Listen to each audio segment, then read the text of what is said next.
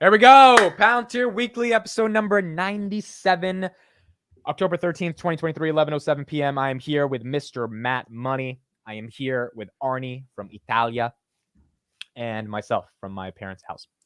Italia. This was an interesting week. A lot of stuff happened in the world of Palantir. I think we'll get started with the hardest subject, which is what's gone on in Israel. Obviously, horrific stuff in terms of the Hamas terrorist attacks. I think none of our opinions here is meant to be an activist opinion. None of it's meant to impose anything on you guys. Obviously, a nuanced topic. We're not geopolitical experts. We're not going to try to be here. But we do need to talk about it because Palantir decided to take a stand. They tweeted out this weekend or yesterday or 2 days ago that there are certain types of violence that requires force, and Palantir stands with Israel. I thought it was a bit of a controversial tweet because there's a lot of institutions and companies across the world that are not saying anything because of how divided people are around the issue. Not really about condemning the attacks, some of that condemning the attacks, but also this idea that these attacks are a response to oppression by the Israeli government. So a lot of nuance there. Palantir is putting themselves out there and taking a moral and ethical stance. So the question is to everybody, let's start off with Matt. Do you think they made the right decision, not on what they picked, but at least taking a stance? And do you think it will help the trajectory of the company? Obviously, we saw it got a 10% boost this week, likely because the market thinks there's going to be some demand for Palantir software. Well, like you said, it's very nuanced of a topic to kind of discuss. And I would like to just open it up before I say anything. I mean, I'm not educated very much in geopolitical matters. And so if I say anything, please don't put me, in any part of bad light, right? Because what I might say might just be out of ignorance for not knowing what's really going on and what's been going on for thousands of years. So I just want to acknowledge and appreciate that before I say anything.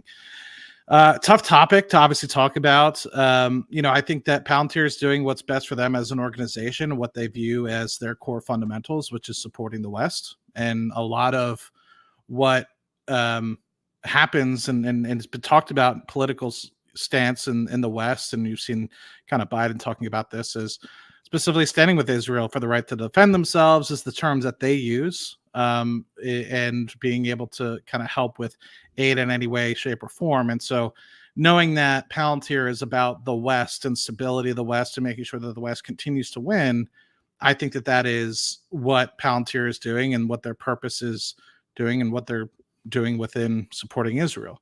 So whether or not the people that are watching believe that is the right opportunity, I think that is where Palantir sees themselves fitting in this situation.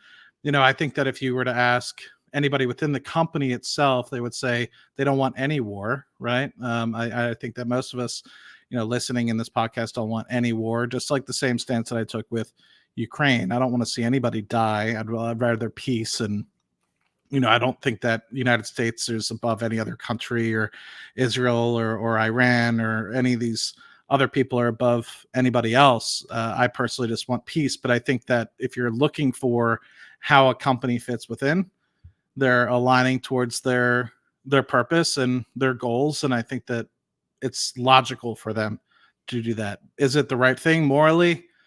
Maybe not, but unfortunately, they're aligning towards where they stand, which is partners with Israel. They have offices in Israel. And so that's where they sit on this topic. Arnie, your thoughts on Palantir taking an official stance? And obviously on Monday, we popped 6%. So did Lockheed Martin and Raytheon. Any thoughts on the market giving a defense contractor premium to Palantir, even if we don't know if they're going to get any contracts as a result of this? Well, let me underscore that this is probably the very first time that we see Palantir reacting as a defense contractor in 3 years it has been listed. Actually, this is something I kept sharing a lot last year, because it was clear that since the war broke out, basically you had the defense contractors staying flat, rising, because the narrative clearly benefited them, while Palantir just moved like another arcade stock. And that was not only weird, also annoying, even when we started having evidence that Palantir was not just saying, hey, we contribute, but there were some real signs, not that Meta Constellation was actually applied, and that was actually moving the shift of the battlefield. So this could be a hint that the market is recognizing something and would say is positive. Finally, it would have been better if everything that is happening right now in Israel wouldn't be happening. But let's be close to what we can really discuss here. In terms of the company, I would say it is quite controversial, the fact that, as you said, while all the other companies already decided, okay, let's not be exposed immediately, like let's not take a stance. Palantir actually did that very fast and I would say very strongly, basically defining as the evil forces, the counterparts. Now, we were warned, and this is what we get. So it's not, oh my God, I didn't expect Palantir would have taken a stance, because that's Palantir. And actually, I would say I appreciate the consistency. It's not like Apple, we care about your privacy, but basically sells its ass to the Chinese government. And in the West, they say, oh, privacy here, privacy there. But in China, they need basically to follow exactly what Xi Jinping wants. If mass surveillance wants that in China, Apple needs to obey and say, yes, sir.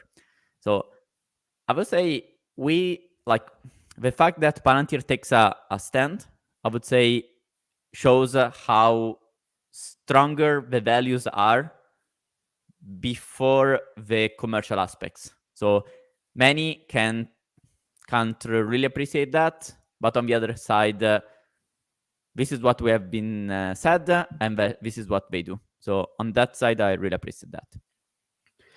Yeah, I think it was really interesting. I think that companies sometimes, as Arnie said, they have these visions, these mission statements, the stuff they want to live up to. And I think what we've all realized being investors in the stock market is to not get emotionally invested in a stock or a company. You might like Google as a stock and really think it can do well.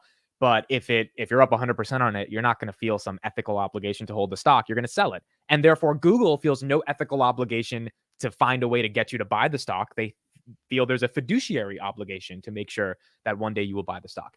And so Russell Brand recently got accused of sexual abuse, and he is now demonetized on YouTube.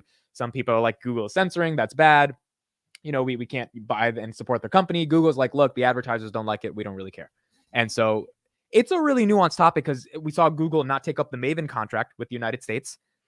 Some companies didn't want to provide cloud compute for the Department of Defense. They enjoy all the freedoms of America, but they can't provide cloud computing for the DoD that keeps us safe and free. And obviously, as of the events of this week, we know how we should be feel how lucky it feels to actually have our freedoms protected.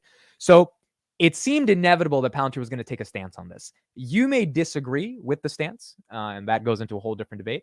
But I think Palantir has an office in Tel Aviv.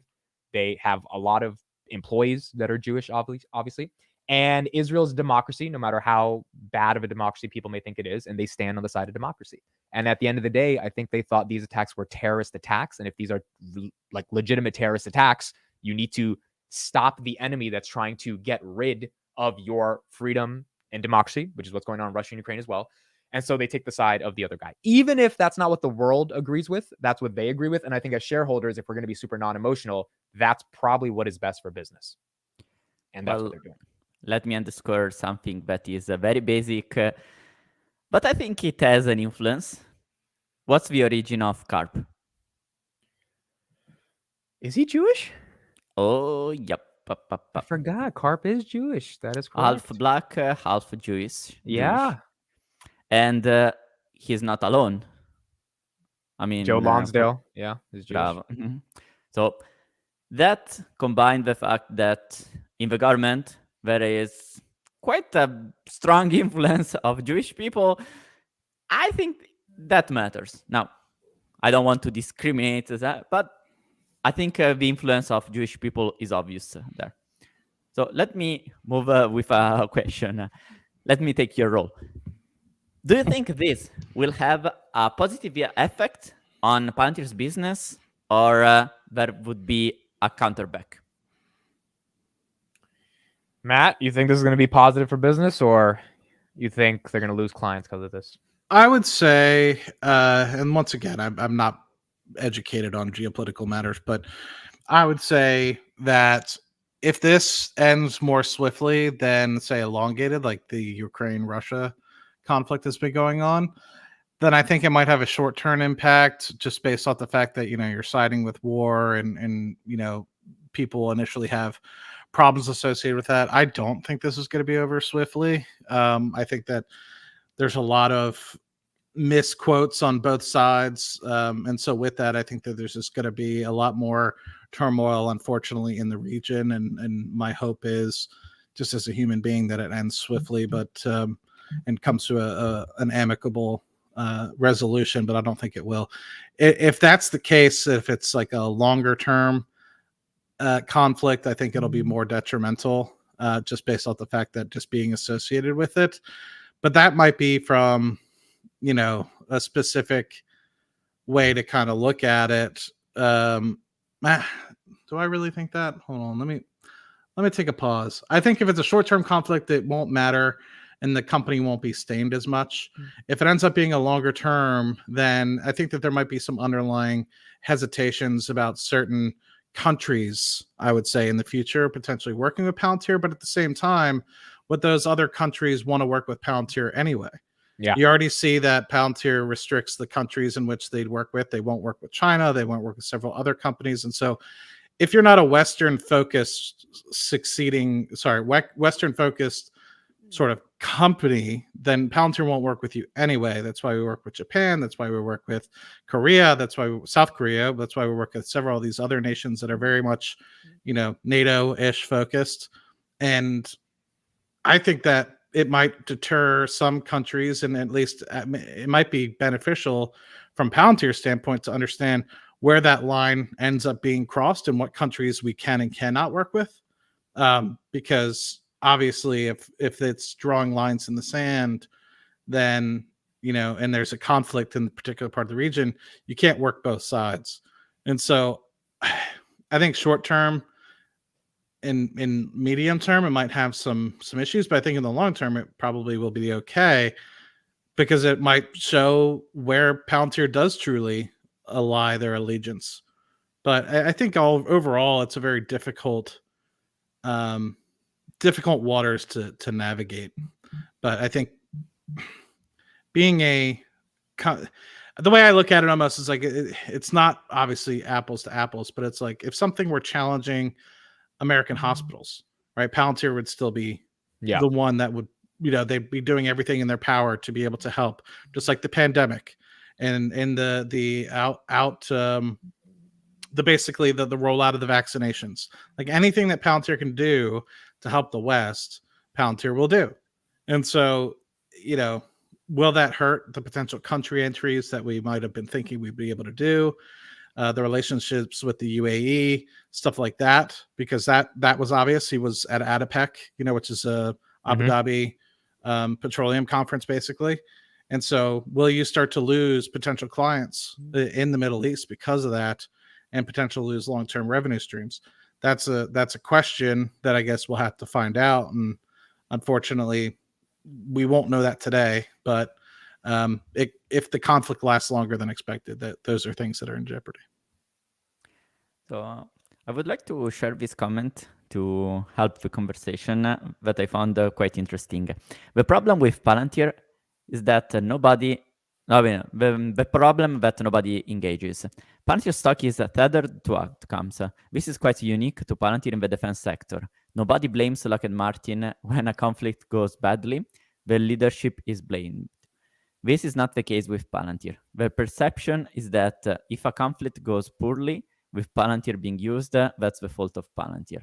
This is a major problem for investors, and nobody's talking about it up to now.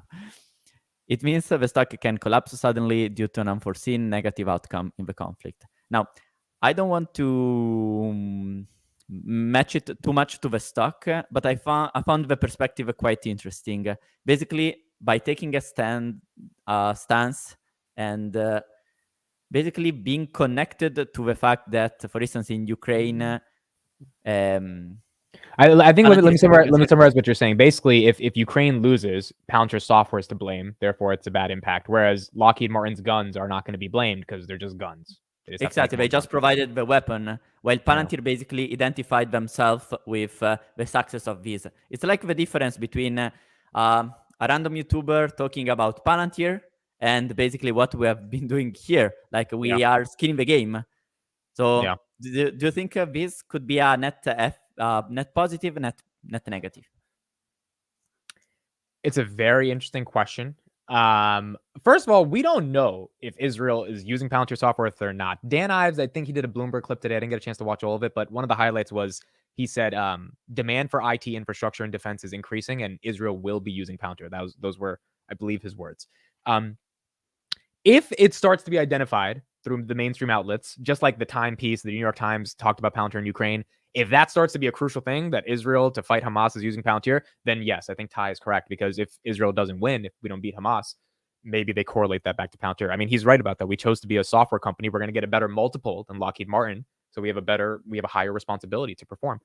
But we just don't know. Like, I feel like the market gave us a premium this week, and we all love it as shareholders, but it's really not justified in the context of actual revenue growth from what's going on in Israel. There has to be growth tied to that, just like with Ukraine. And so if there's no growth, then inevitably it's going to be bad regardless. Lunar says in the chat, no one's saying that Palantir is only a tool. I mean, yeah, Palantir is only a tool. How many other tools there are that are currently battle tested recently that can be deployed quite rapidly in another context of war? I mean, well, my thought before was, okay, what you will see now is having a lot of refugees from Israel, but maybe some countries that are nearby. So you have a people problem, you have a battlefield problem.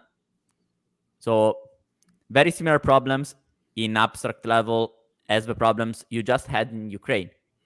What if there is a software company that has already solved those problems and showed results? It would be the same thing if unfortunately conflict were to arise in Taiwan.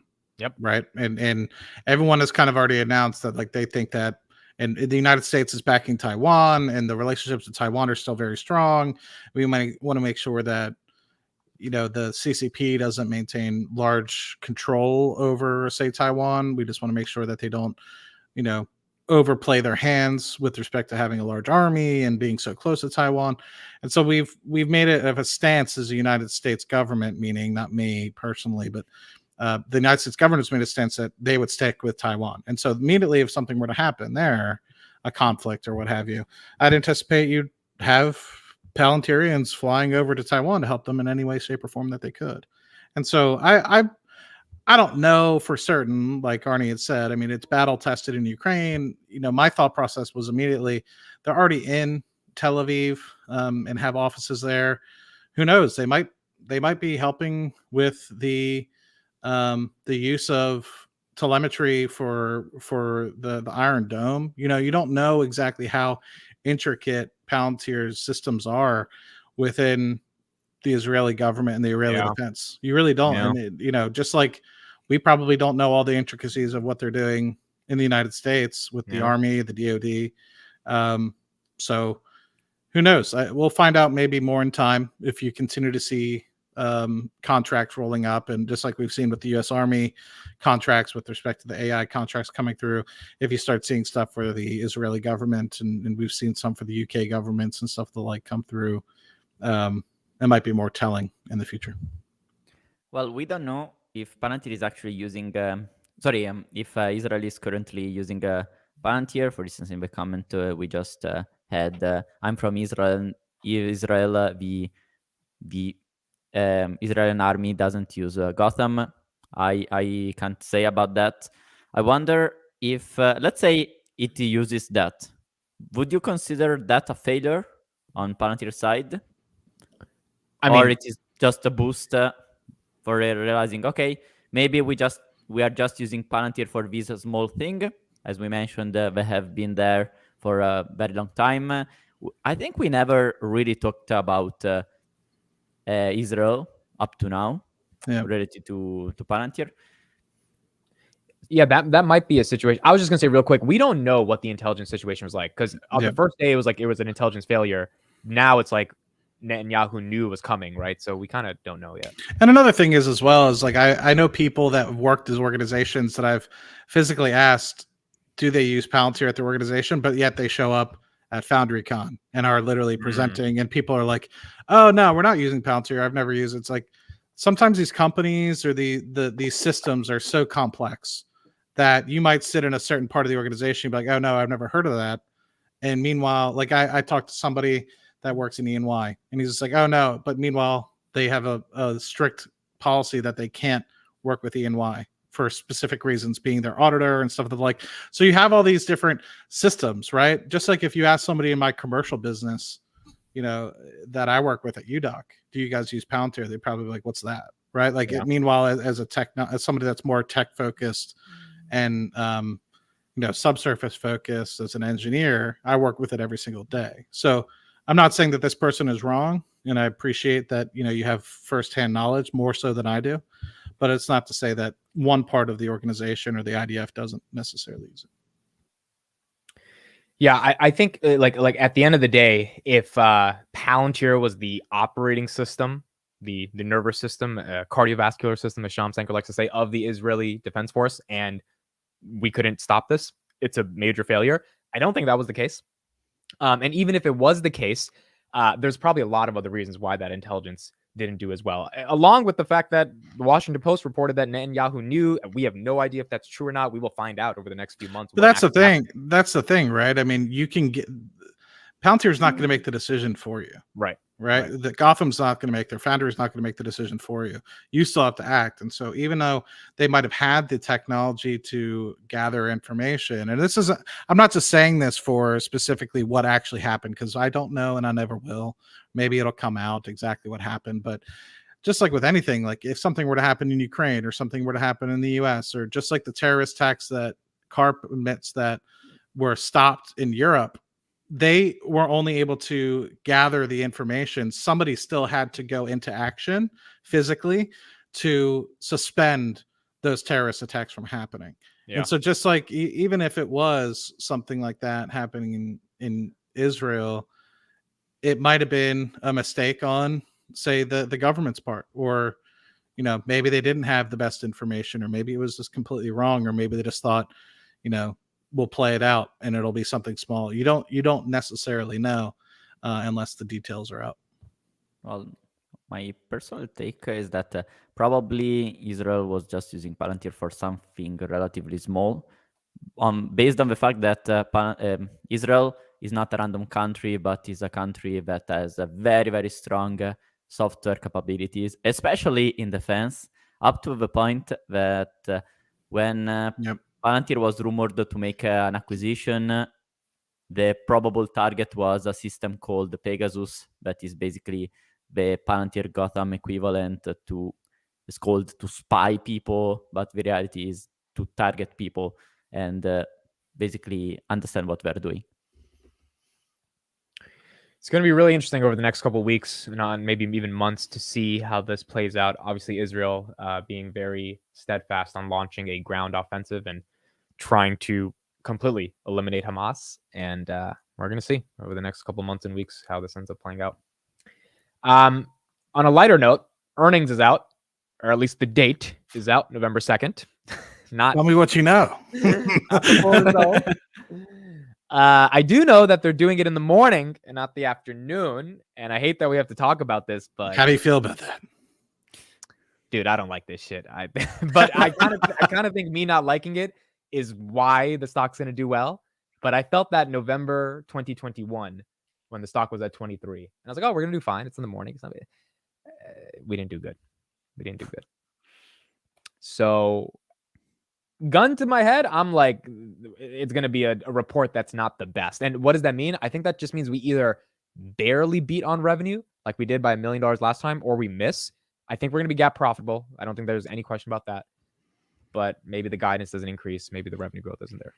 Okay, now the confession time. Arnie Confess. knows.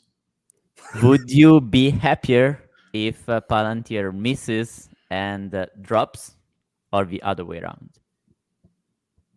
I would like to buy some more shares at 12 or 13 bucks. So yeah, I mean, like if we get there, I don't think anyone in the chat, given what we've seen, because they would miss on it, would tank for some stupid reason. I don't think it would be anything fundamental in the company.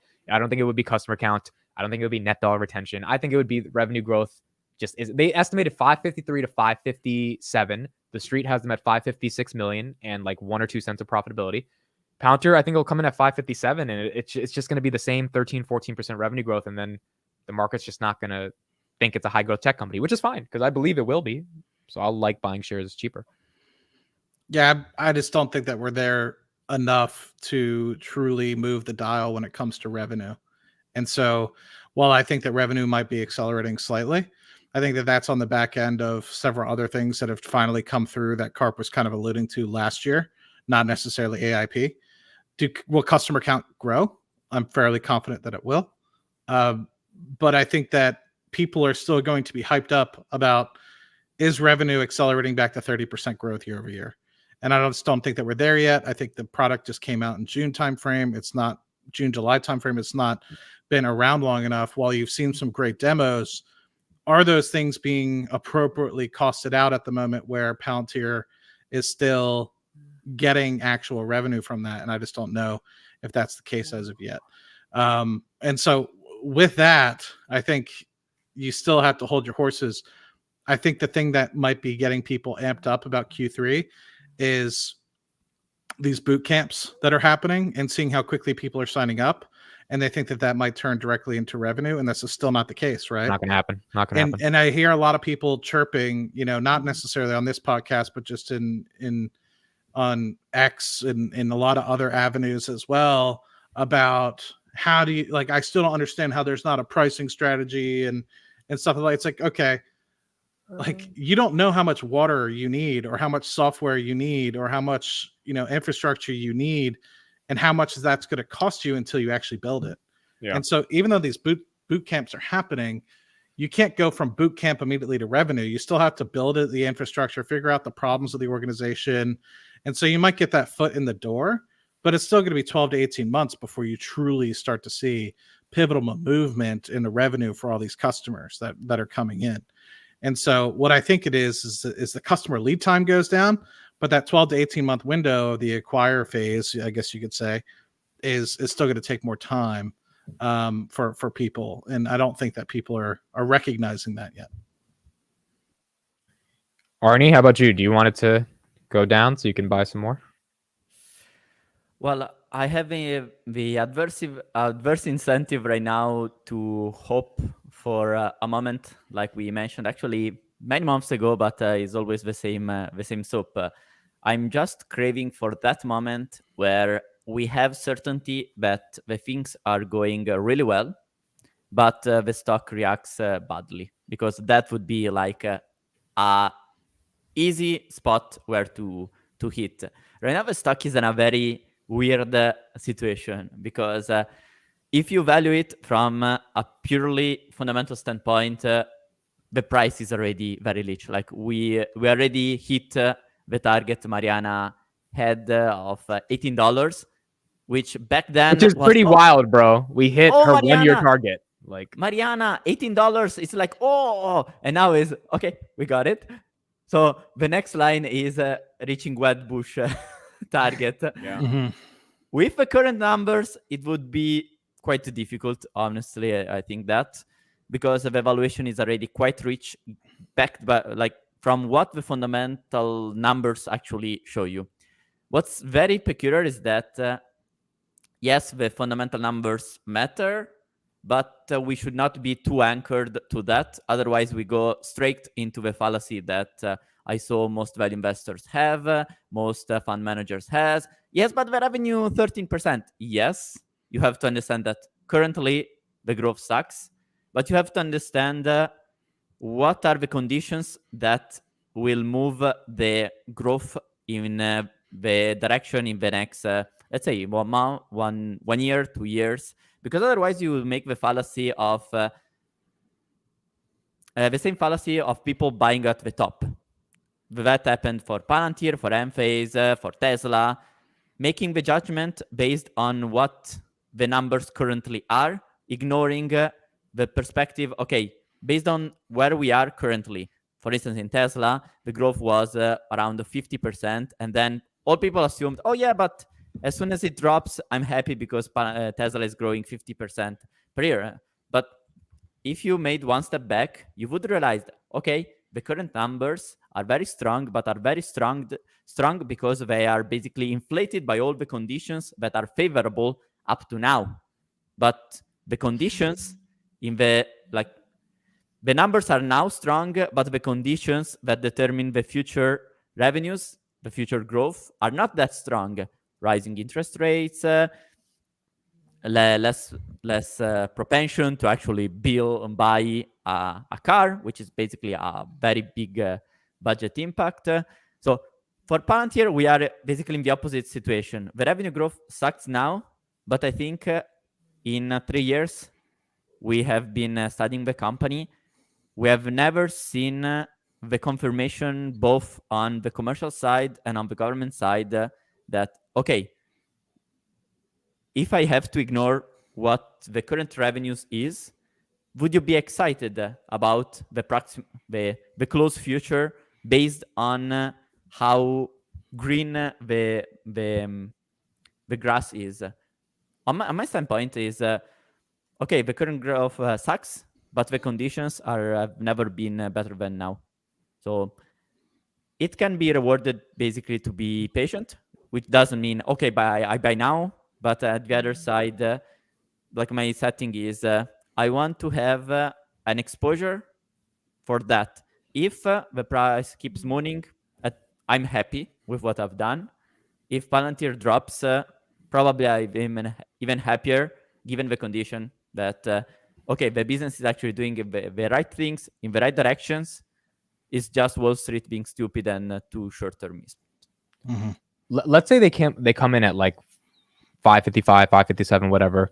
Do you think they have a plan on how to save the stock from tanking? Because they tried it with the 1 billion share buyback. But like, do you think they care about that? I don't know. At this point, I think not too much. Yeah. My perception is they needed to help the stock up to the point where employees wouldn't be frustrated. Yeah. And they helped that with associating themselves to the AI narrative, to showing, GAAP profitability. I think it was both for a shareholder standpoint and also for the client standpoint. Because at this point, consider that most SaaS that are around, if they're still not GAAP profitable, it means that they are not good companies. Yep. Or there must be good reasons for why they're not that, okay? Yep. While, because when money is basically free because interest rates are low, basically it is easy to keep growing, showing good numbers, but it is when conditions are tough that you see, okay, the company is actually having a product that is worth paying, and the company itself is able to switch from growth to, okay, let's go to maximize profitability. And not many companies are actually able to do that because, for instance, the difference I see from a fundamental standpoint from Palantir to Snowflake is that Palantir made that switch. Basically, revenues slow down, but they focus so much on cost that, boom, GAAP profitable. While Snowflake, what they did, increasing cost, so the margins are gradually improving, but basically the cost increased in line with the revenues, and they needed also to make acquisitions to stay relevant in the AI space. So I think from these moves, that's a really good point. Very precious. Snowflake is not that profitable yet. They can be anytime they want, but they're not. And does anyone care about Neva anymore or their NVIDIA partnership? Does anyone care about that? Has there been any updates? And maybe it's growing, but we don't know, right? And then these things will flow into the numbers, and people will say, oh, you see, Snowflake, how it grows. Yes, supported by acquisitions, supported by the fact that they had those weird contracts like similar to SPACs, where Snowflake invested in companies, and hey, company, yes, I invest in you, but you also use Snowflake. But if Palantir does something like that, bad Palantir, tipping round tripping revenues. If Salesforce, Snowflake did it, that was fine. Yeah. Yeah, I agree. I mean, I think they all care about the stock, but I think they set the floor to it at around 12, 13, 14. Honestly, 13, 14. We haven't seen 12 in a long time. And for it to go below 13, I think it would take a really bad miss and a bad macro environment. And I don't think we're going to get both on November 2nd. So could we dip back to 14, 15? Sure. If we go below that, that'd be very interesting. Or we could just go up. Maybe earnings are good. You see, that's the dream case for me, to see, okay, the company does okay, the perception sucks, and all the market goes completely crap because of the macro context. Then there is a rush out to equity. It is possible. Like, we have also, the FOMC decision is the day before Palantir announces, or 2 days before. So if we get a rate hike, or if J Powell just sounds hawkish, right? That might have some effect. On the other side, let's say we don't know still about the NHS deal. So another week has passed. So the probability that something will happen in the next very few days actually increases a lot, because if I remember correctly, when they delayed the NHS deal, the idea was at mid of October, we will award it. So very weird spot. Okay. AIP Bootcamp. So the stuff Matt was talking about, they put out an entire article yesterday. I read it today, and it was just really incredible. A quote from the VP of Data Analytics says that these AIP bootcamps are like doing 4 months of work in one day. Another quote from a data scientist. These guys tend to not like boot camps or working into stuff, right? They just want to do their own stuff. So this guy says, Elliot at Trinity Industry says, I approach this engagement very critically, and I can say that I left exceptionally pleased. It's hard for someone to come in and build a product in one day, especially when we have been working with other entities for months and hadn't seen results. We worked with Palantir and got the results that we wanted in less than 8 hours. We presented to our CEO the very next day. Yep. Matt, let's start off with you. You think these AIP bootcamps can actually scale us to the whole world? I think so. These guys are legit, right? And I've worked with them. I don't disbelieve the 8 hours, right? I think that that's something that's probably real. I've seen and worked with legacy tools that we've used and I've helped create within our organization that take months upon months of meetings and deliverables, and let's check back in 2 weeks and nothing's done. So let's talk about what we talked about the previous meeting. And so a lot of these people are just trying to sell a product that actually doesn't work, whereas these guys are actually selling a solution and getting results, right? And so I've always been firm about my stance on these guys and what they're able to accomplish in that respect. I think there's a lot of ways where when I interacted with them and it took months, they could have streamlined things, specifically kind of giving that background as to what they were trying to accomplish up front, and instead of it kind of being ambiguous and kind of like slowly getting us acclimated. If they kind of were just a little bit more upfront, they probably could have shaved, percentages off. And so that efficiency just right then and there would have been a little bit more helpful. My interaction was we were replacing one legacy tool that we used in our organization. And I was like, okay, like we have that. Why are we still doing these kind of like roundabouts and trying to, and then what we didn't really realize, I guess, was the extent at which they were trying to embed Palantir within our organization.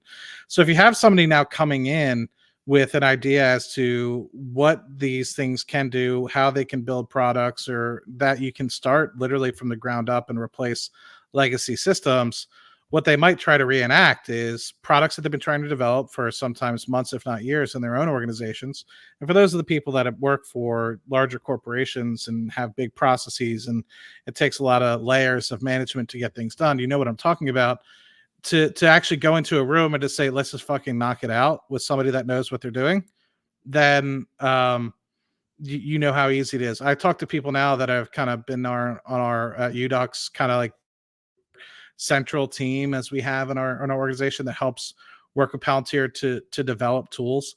And they say they can work anywhere between a third to half speed. And what that mean is like as they're talking and creating things in their mind and having discussions within the meetings, they can pretty much create code in twice as much time as fast as they're talking.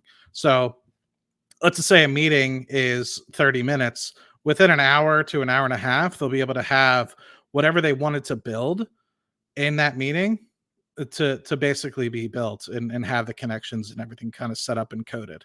And so it's like, if you think about it in that respect, you know, a lot of people and a lot of processes will take God knows how long, because a lot of these products are set up to be very much cookie cutter to fit a plethora of different solutions, rather than a thing that is created specifically to fix your solution. So anyway, a little bit of philosophy and a little bit of personal experience in there, but hopefully it was helpful. Amit, can you share again the screen? Yeah.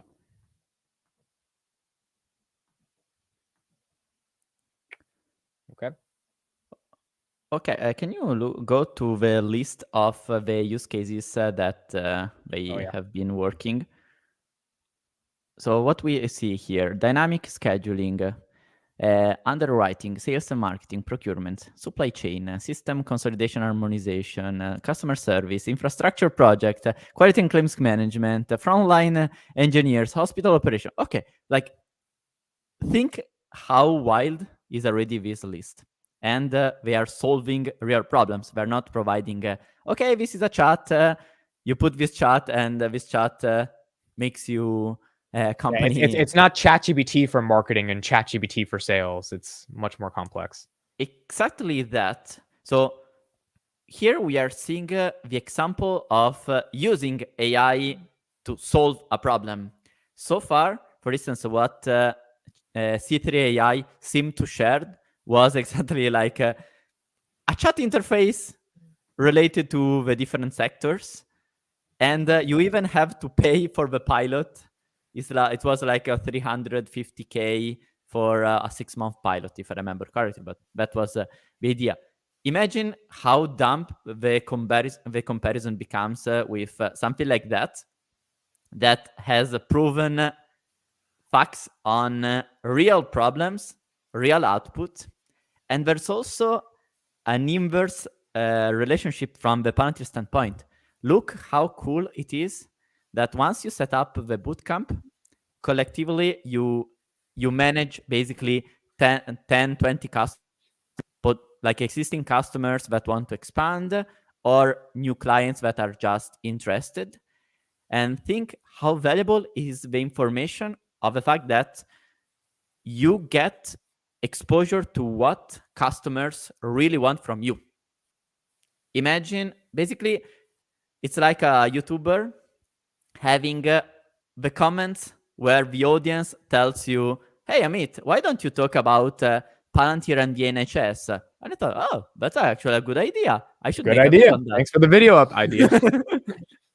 There we go.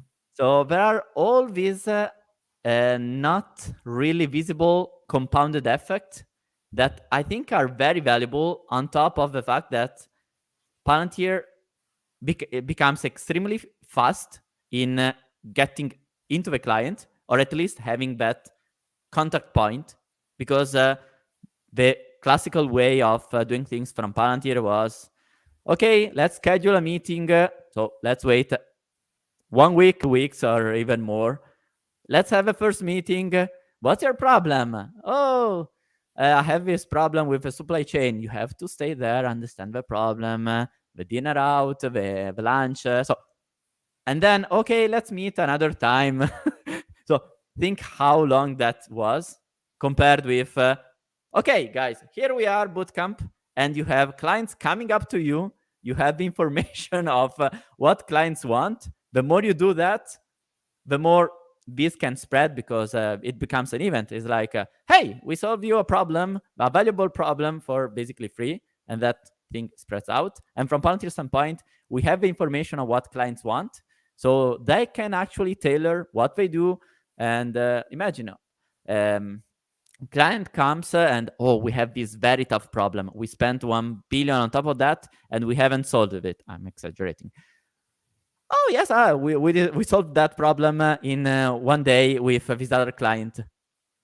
So yeah, it's like these boot camps are kind of giving R&D to Palantir as well when they're building out these products. If they go to sell to other clients, that's a really good point, because now they have actual use cases. But on top of that, I haven't seen a software company build a product in 8 hours that's that's usable insane. enough for a data scientist to show his CEO. I mean, maybe Microsoft or Google, but that's like insane.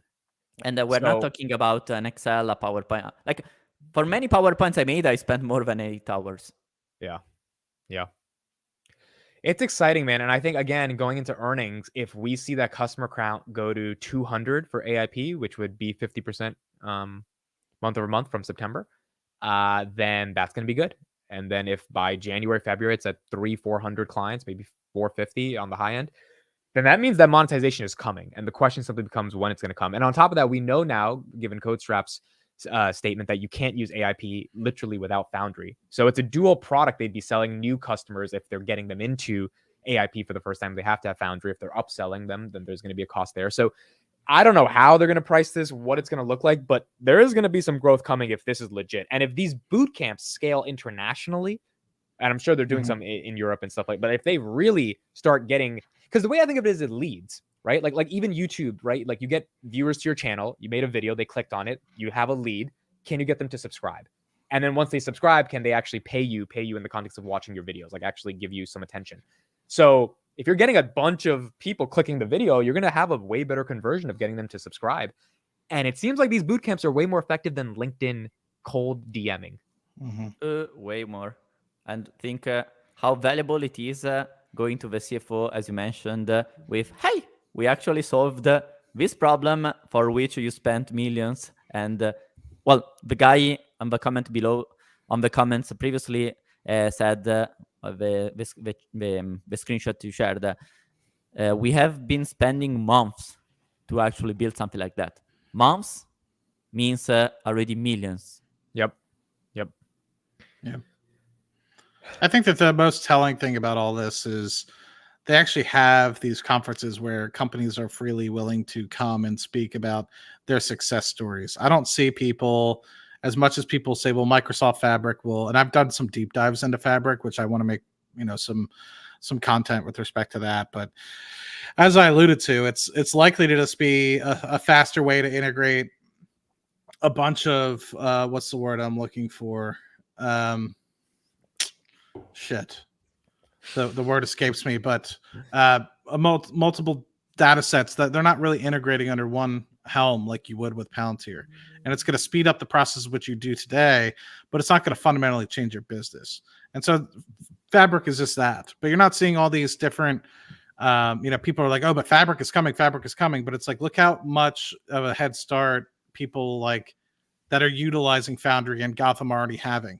You don't hear Microsoft Fabric being used in the Ukraine. You don't hear Microsoft Fabric being used, although they did actually just sign up some hospitals. I'm curious what the use cases in some of those hospitals are, and will those stories come out, and will they be as influential in creating synergies and helping the hospitals decrease the wait times as we've seen Palantir do in the NHS, and as well as what we've seen in the hospitals using Hospital 360 in the United States.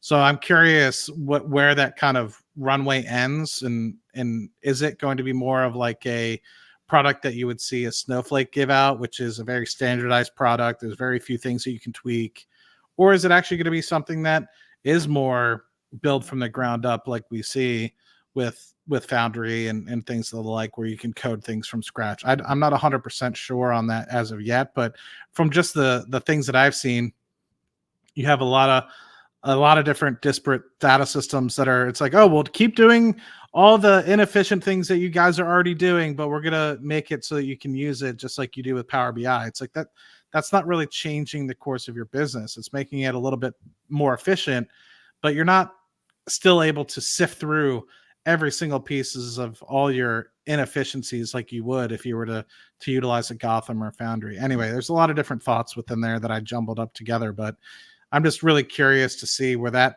runway adds. to say Microsoft's bottom line, and the stories coming from that. But I want to get back to what you said, Amit, which is even if we see 200 clients coming from this that are brand new, think about what Palantir's average run rate is per customer, which is about $2 million. Think about that. If we get 200 new customers just within the last several months, right? We've been able to add, let's just say, an average of $400 million to the bottom line, which would increase the revenue, maybe not this year by X amount, but let's just say starting mid next year, $2 million per customer on average. You're looking at an increase of about 20% of the run rate of the organization, just increasing in a matter of some time. Now, like you said, if they get to 400, 350 clients, 400 clients additional, that revenue is not going to hit the bottom line today, but in 2025, that additional revenue that shit's going to hit like a brick. Yeah, and it's going to start piling in where the exponential growth does start to truly show up. And think, if they are starting small and they continue to build, the net dollar retention of something like an AIP, I think, is really going to be where we see the future growth. You start small and it grows like a weed, being like, oh shit, that's like ChatGPT, but for business, that's badass. Other people in the business are going to want that, and the net dollar retention is going to grow. My hope, go back to 120, 130, and all you need is a 120, 130% NDR to get to where we want to be as a company, right? Coupling that with the amount of new clients we bring in and stuff of the like. So it takes a few small tweaks, which I think that we're starting to see glimpses of, to really start to move the company back into the direction that Alex was kind of talking about. I don't think that the thought of 4 to 5 billion by fiscal year 25, 26 is really out of the realm as of yet in terms of revenue. If you really start to see the dial move within the next couple quarters.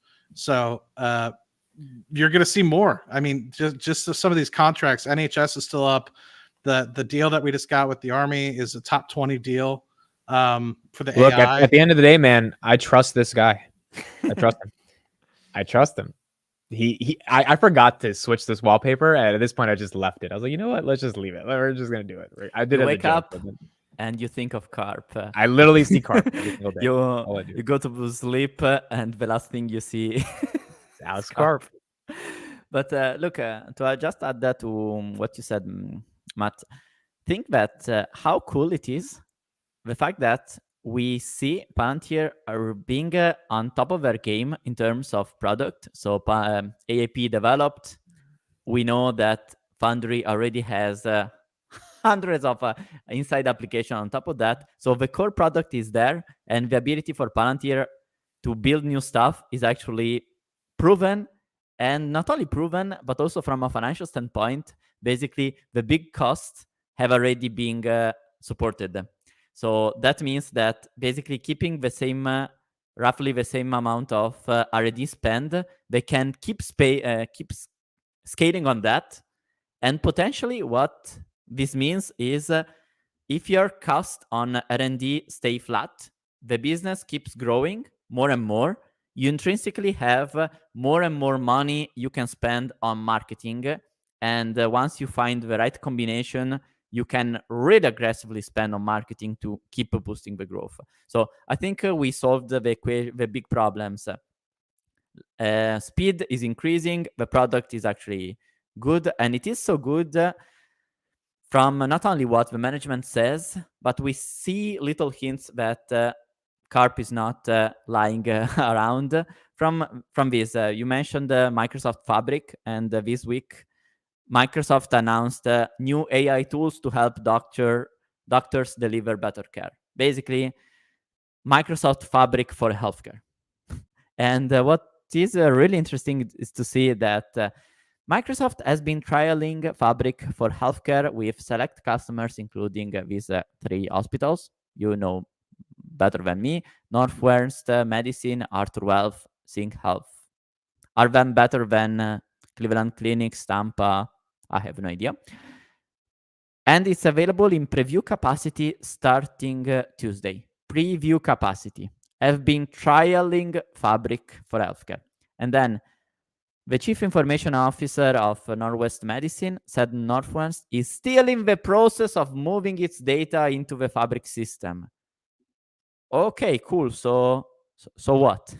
So this product has been just launched a few months ago, and so far it has still in the process of moving its data into Fabric system. And look, guys, like, isn't this exactly what was that HCA guy from AAP showed? Okay, this is before very unstructured data.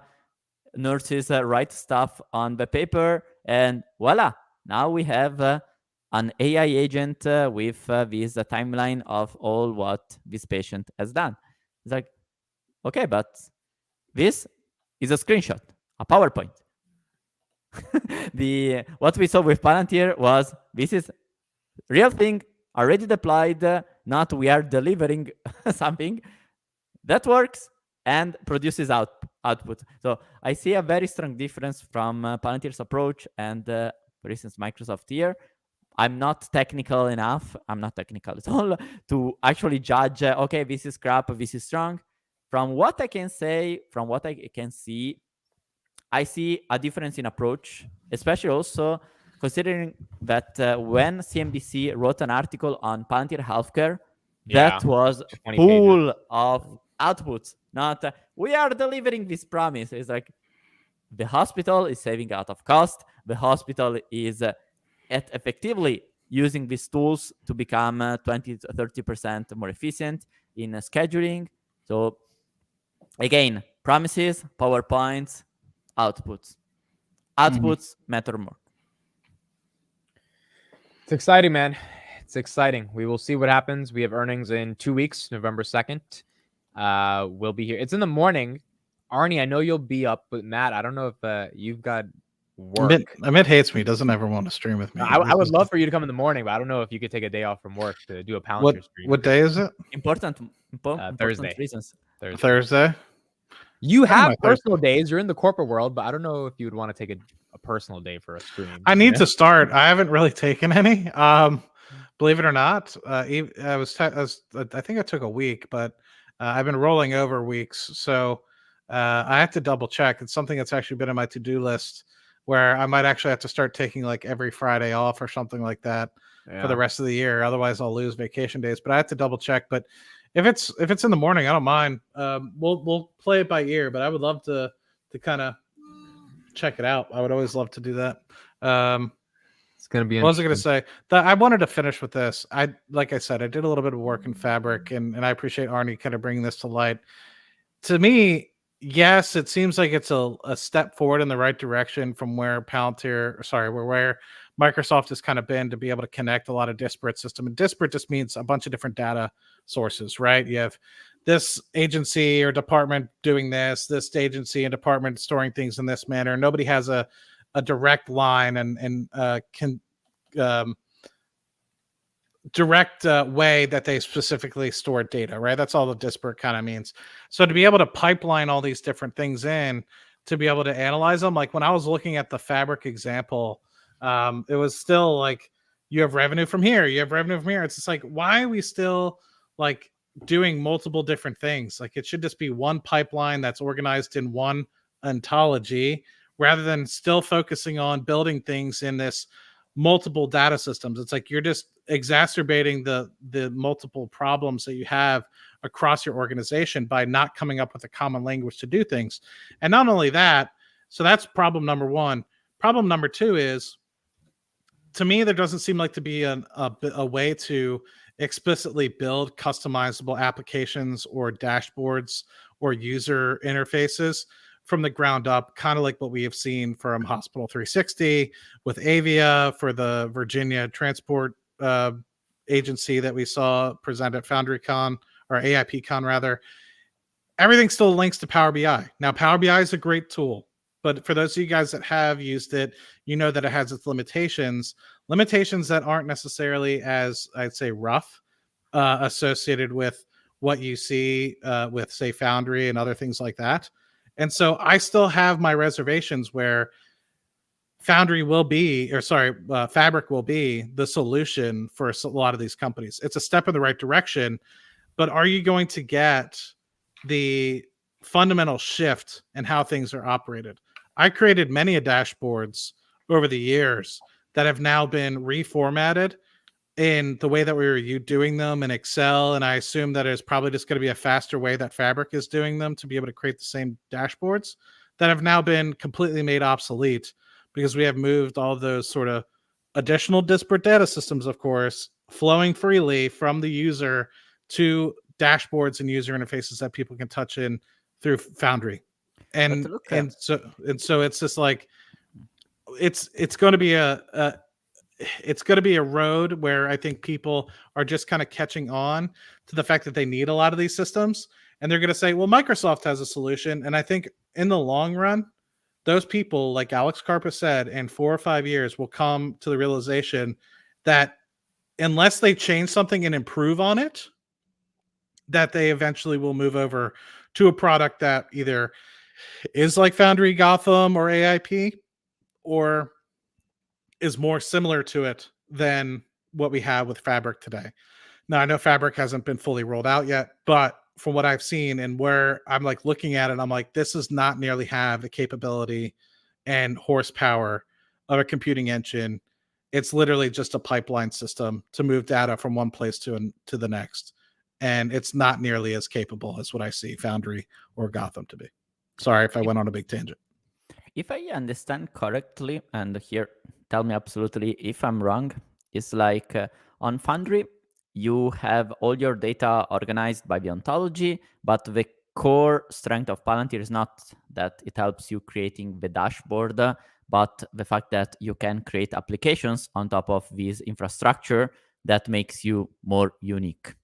While the Microsoft products, so in this case, Fabric, are more like, okay, this is the tool that helps you visualize what you do, and that's it. It's not really thought with the idea that then you start building applications on top of that. Precisely. Basically, this is the software, you use the software.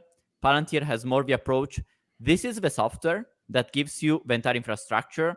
But what's really cool is when you internally start building on top of that. Mm-hmm. Am I wrong? No, I think the way that I look at it is like Fabric will allow you, say if UDoc picked up Fabric would be the product that we used if we didn't want to revolutionize how we operated the business and how we looked at how we collect data over the past 100 years. That's been slowly evolutionizing, right? So it helps you see better, but it doesn't help you change. Exactly. It helps you be able to get more efficient and visualize your data slightly better, but it doesn't eliminate a lot of the processes within your organization that are still there.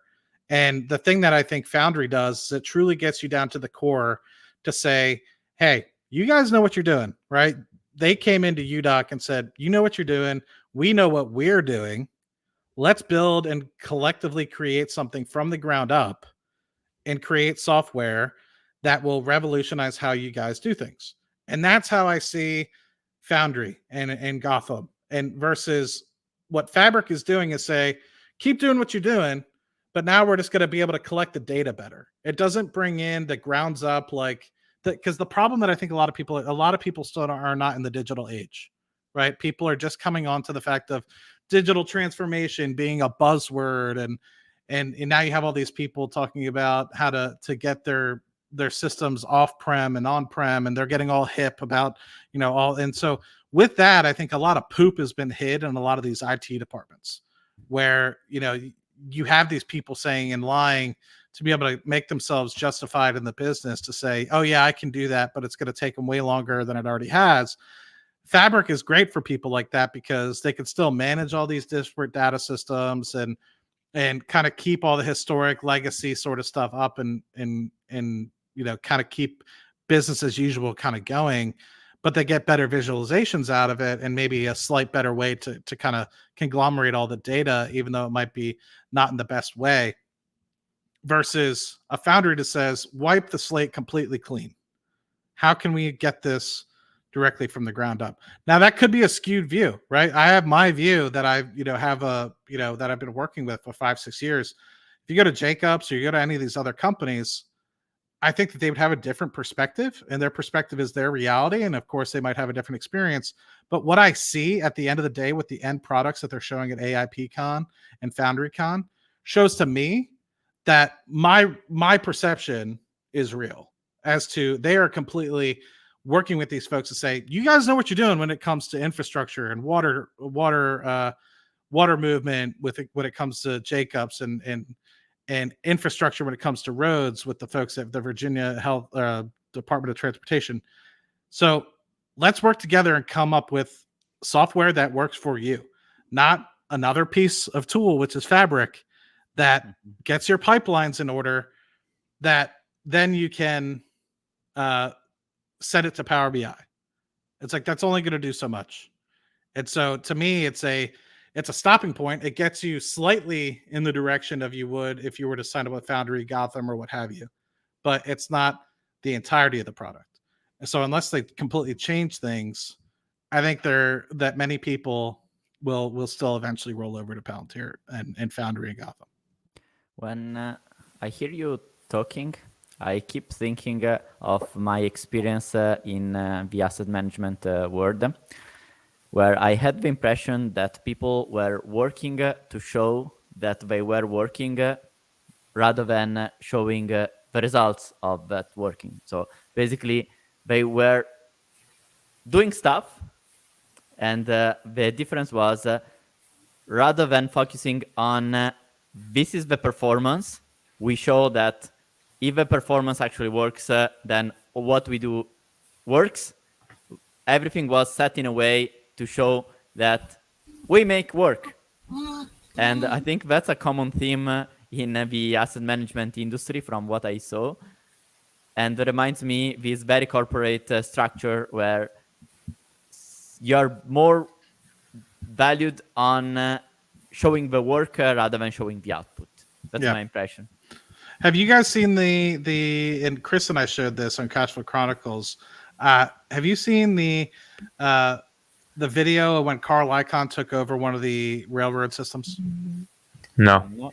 So he basically said, noise, I think Amit is you. Is it me? Is Amit have a baby now? Is that what I'm hearing? I hear like a baby cooing in the background.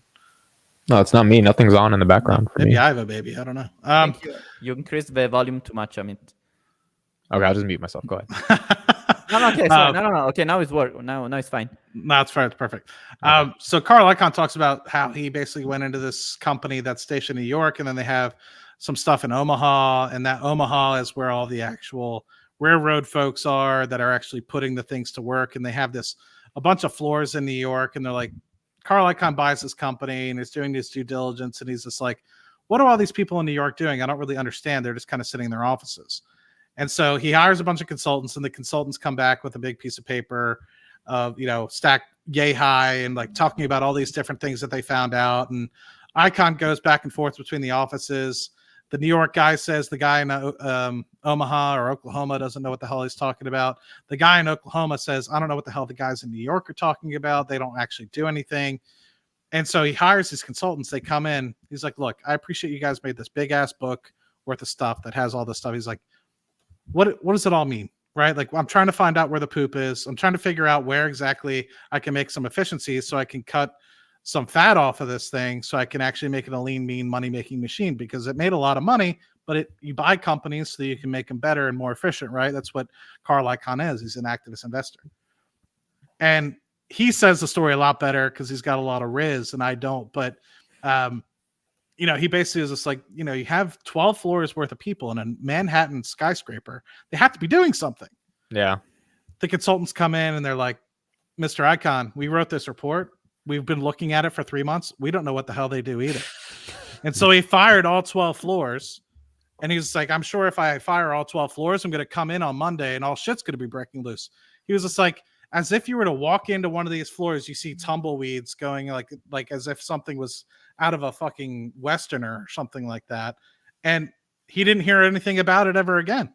It's as if those people didn't actually do anything for the company. You just laid off 12 floors worth of people, and you'd think that there'd be some like kicking and screaming, and the company is failing on this metric or that metric.